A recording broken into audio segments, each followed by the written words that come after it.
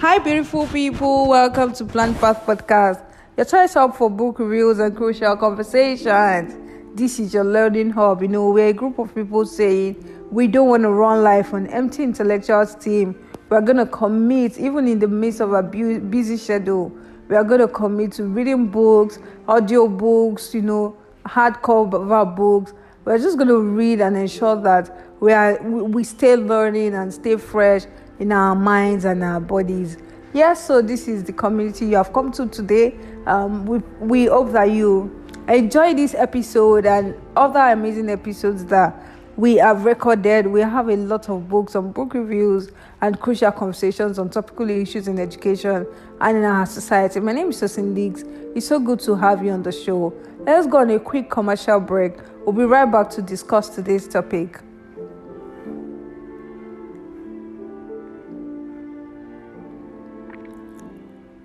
Welcome back, people. Welcome back. It's so good to have you guys. Good to have you. So today, what we're discussing the subjects. Would you send your kids abroad to study? That's the question. Sending kids abroad to study, sending your children. So we actually did a poll, first of all, and people just came with a lot of responses. So we put this poll out. Let me read it out for you. We put this poll out last week, and we allowed people to just respond to it and tell us their opinions. And I'm going to be reading the opinions. Some of them are actually quite hilarious. Okay, so the question is, this was how it was put. It said, to send pikin abroad, go dey fear person now. To send pikin abroad, go dey fear person now. 2 weeks, prince don't turn princess. Somebody now responded, my cousin went to school in Italy, told his parents in his second year that he had become an atheist. His Dickness mom kept cool, asked him to come home for the holidays. He finished in Katrina Polytechnic. His church wedding is in January. For every ment, there is a counter-ment. This woman, I think that, first of all, I'll give her an award for calmness and strategy. Because if it's some parents, they will start shouting on the phone, and before you know it, they will lose grip of the situation. Maybe the child will even block them. This mother, silent executor. Silent executor like my mother. She did not even help. She did not shout to the child, shall come home.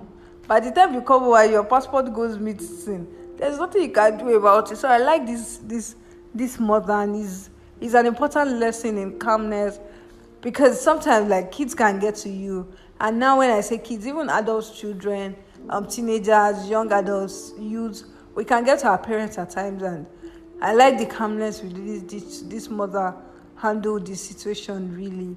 Okay, so how do we go? So the first response we got was that atheists call them, go send them go Covenant University, make you go chapel tire, his head will be correct, or Redeemer's University, he go catch fire, the spirit of foolishness would leave. You work at the vex, so the spirit of foolishness will leave him, make you go Redeemer's University.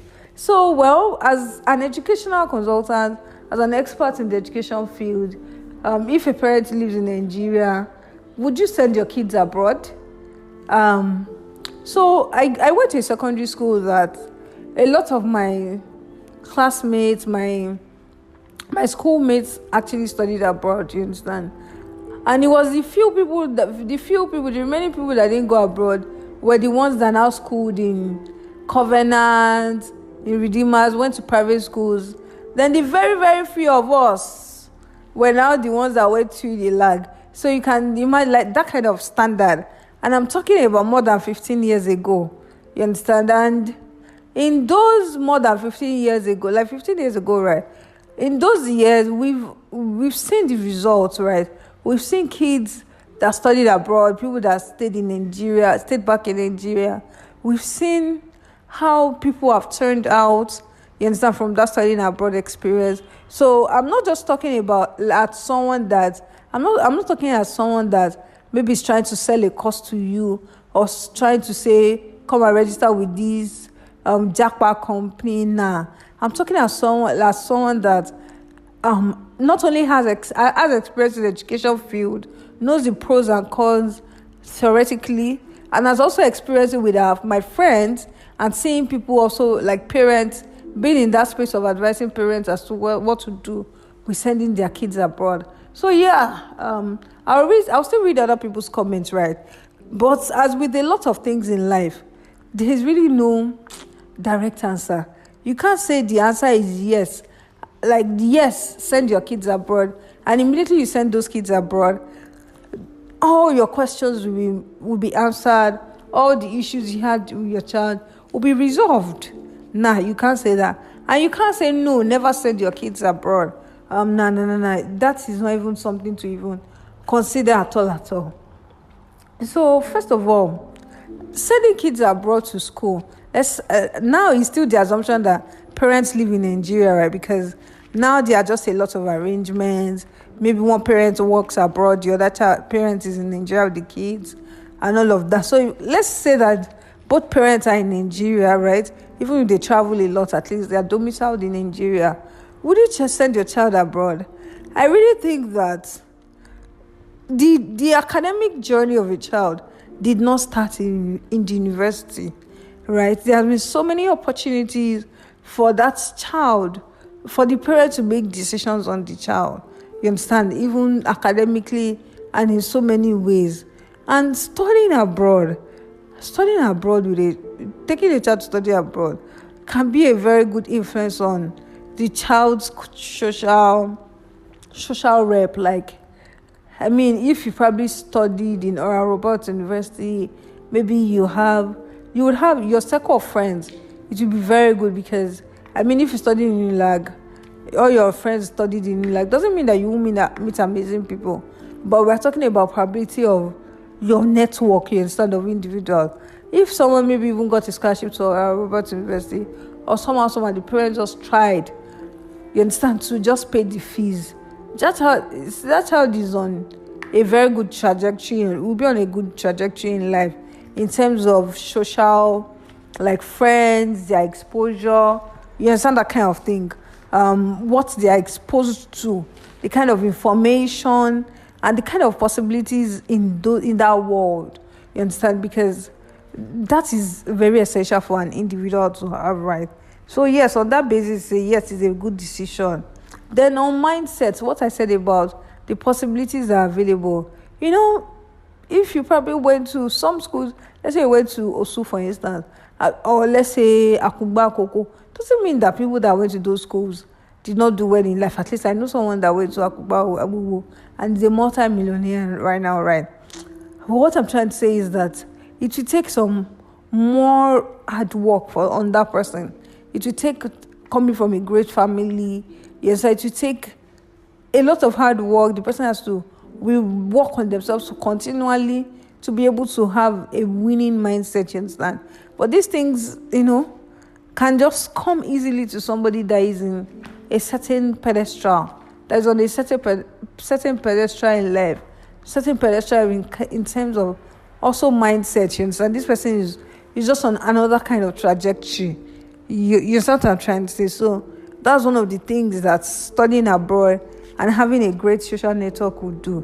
And when we even talk about studying abroad, is the child going to study in Harlem? Like, is it one Yorkshire University, or you're going to study in one remote village in India, you understand? Or you're going to school in Bangladesh? Because some people just feel, let my child just go abroad once you're outside Nigeria, or you are going to study. I'm not undermining these things, because even if you go to that school in Cotonou, how did you call that school? That school in Cotonou, even if that's the school you went to, your parents spent a lot of money, man. They weren't even paying in Naira. So everybody's parent has tried, though. I'm not undermining it, but I'm just saying, you understand? So I also think that, when we talk about this decision of whether to send a child abroad or not, there's so much about finances in the equation, and It's true, because imagine having a child abroad that just started school now. What do you provide? We always have more than enough. You understand? More than the needs. You understand? We require no aid or support. And we're furnished in abundance for every good work and charitable donation. Yes, 100%. But you know that it is not a small financial commitment. It is a lot of money. Even though you have the money, you just know that no, money is coming out from your account for this. It's a financial commitment for the parents, right? And that's something to consider, honestly, because you should not have your child abroad. I mean, if you can easily send them to a school in Cotonou or a school in a Covenant University or Unilag, you should put them where you can afford. Not that you put them in a school that you really can't afford. You'll now be using faith. You'll now be stressing yourself, having high blood pressure when it's time to pay school fees. And maybe you're now paying 1,700 naira per dollar now to exchange to pay a child's school fees. That's not an easy decision at all.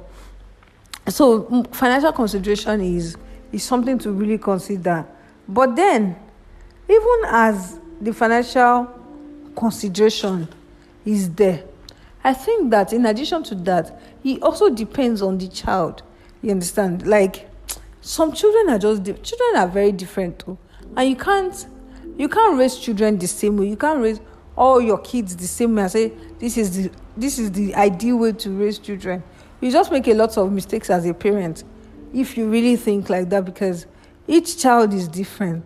So some children, I was talking to someone yesterday and she was telling me how her kids are different in some ways. And do you know what? Those children, I love them with all my heart, from the depth of my heart. But it's just the truth. The truth is that everybody is unique. Adults are different. So why do we expect children to be the same way? Maybe because they are siblings or something. So some children have that emotional capacity to live abroad alone. You understand? So even if you have the money, as a parent, you must honestly say, can this child really stay alone at this age? And mind you, we're talking about BSc, right? So probably the child is 15, let's say 16, 17. That child is pretty young. So there are some children, I believe that when I was at that age, I could stand alone. I could go to, even if I had to go abroad, I could fend for myself at that age because of a lot of factors that shaped me even from that age. But there are kids that you can't just send them abroad. They don't have a mind of their own. Someone can just tell them to start smoking. Me, I'm like, at that age, like, how do you want to influence me? My parents used to, when people talk about peer pressure, my parents will say, Tosin is the peer pressure. I'm the one influencing other people, whether negatively or positively. Then you understand what I'm saying? So there are some children that they're not like that. They don't have a mind of their own. So expecting them to now go abroad and not be smoking, drinking, carrying friends, or into drugs or funny things, maybe a lot on that child's personality. Even some adults are still influenced. Sometimes when they say a married man, someone in his 30s, was influenced by the friends, it's the friends they are keeping. I'm like, at that age, somebody is still influencing you. So you can imagine how our personalities are different. We're just all different as human beings. So it's not a one-size-fits-all response to say, this is how to respond to this. These are supposed to be, you grab. So it may be something that requires effort and discipline on people's part. You grab. So that's an important mindset to keep as we talk about this thing. On the other hand, right, we should also know that the impact on a parent's finance. So somebody was talking on Twitter one day. The person now said that his parents sent him to Covenant University, and it really drained himself and his younger sister. It really drained their finances, and now the parents are elderly, like they are growing old. They have spent so much of their resources on sending their kids to private university. The kids have not yet blown, quote and unquote. Like, the kids are also still trying to figure out their lives, and the kids don't have so much money to support their parents. And the boy is like, the truth of the matter is that if they sent them to Unilag and use their money to maybe build a house, you understand that they would have still turned out well. That he appreciates the financial investment in his education, but he just thinks that his parents should have just gone for a cheaper option so that they can also be able to look out for themselves in their elderly age as they grow. And so when I heard that, it was like, in my mind I was like, this is someone that is actually saying the truth. Yes, are saying their truth really. Because as a parent, right, like looking at myself now, I'm married, I don't have a child at the moment.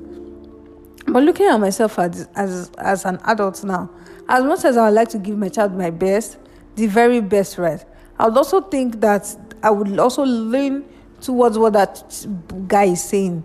That yes, take care of your children, prioritize their well-being and everything, but you as a parent as well, you need to prioritize your well-being, because you can't use all your money to train your children and expect them to. And that leads me to my next point. This thing puts a lot of pressure on children, right?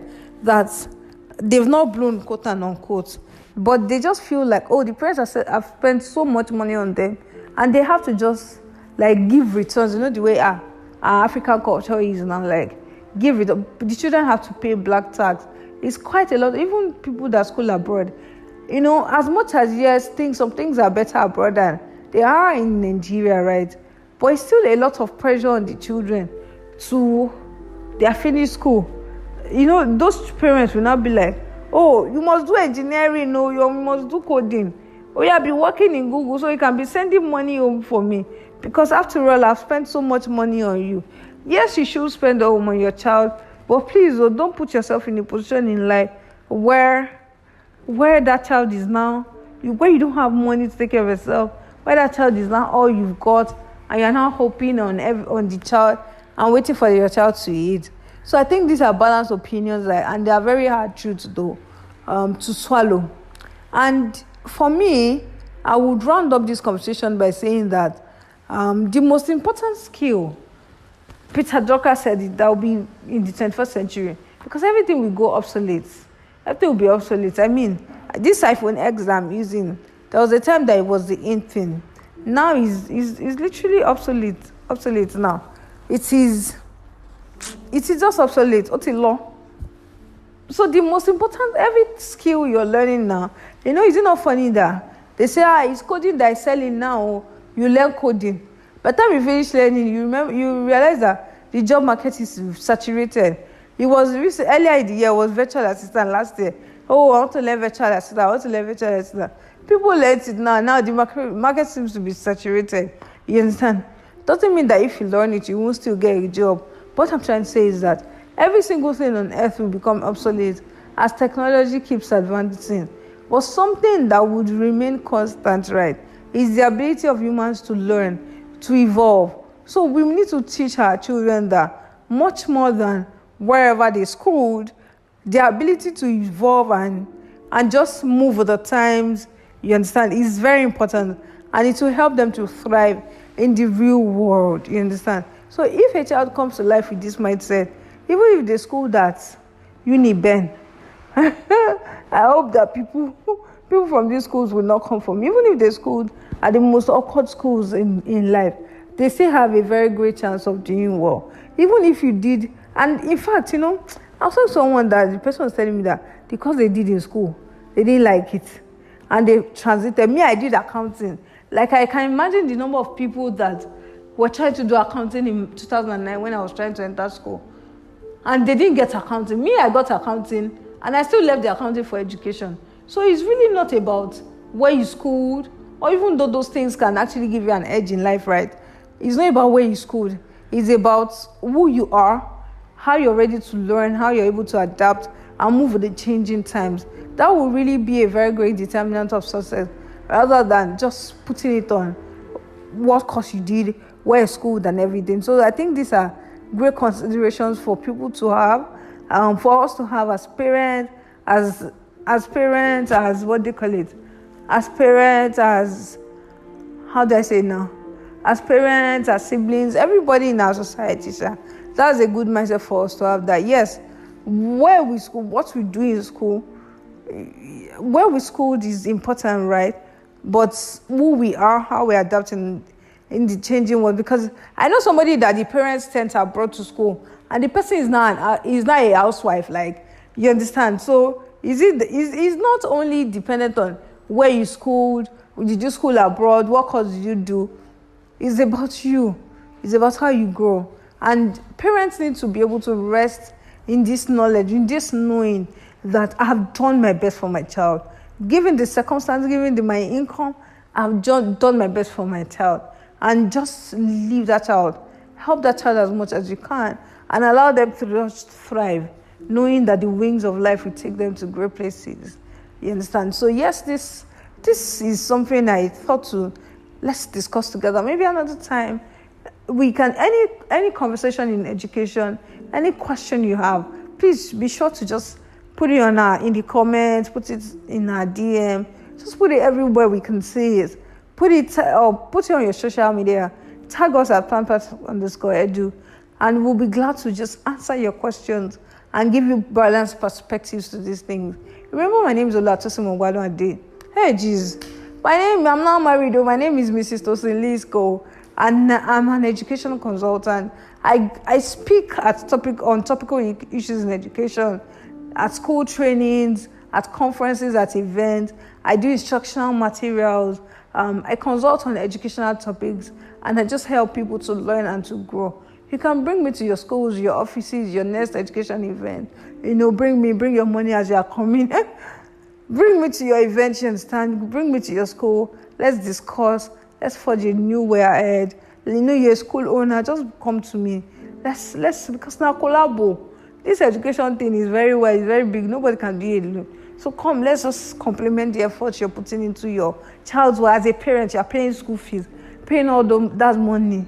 Come to us, come and buy books for your child. We know the kind of books to recommend for your child to meet their needs, to help them grow and to develop. A child that reads well will be able to do spellings well.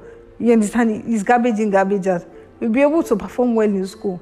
So you can't be paying all those thousand on school fees. And now you can't be paying all those thousands on school fees and say you cannot buy books 10,000 naira, 20,000 naira per child term for your child. Let them come and buy books. Come and read. Let's complement our effort, because this thing is a collabo. Let's make sure we're doing well for the education sector.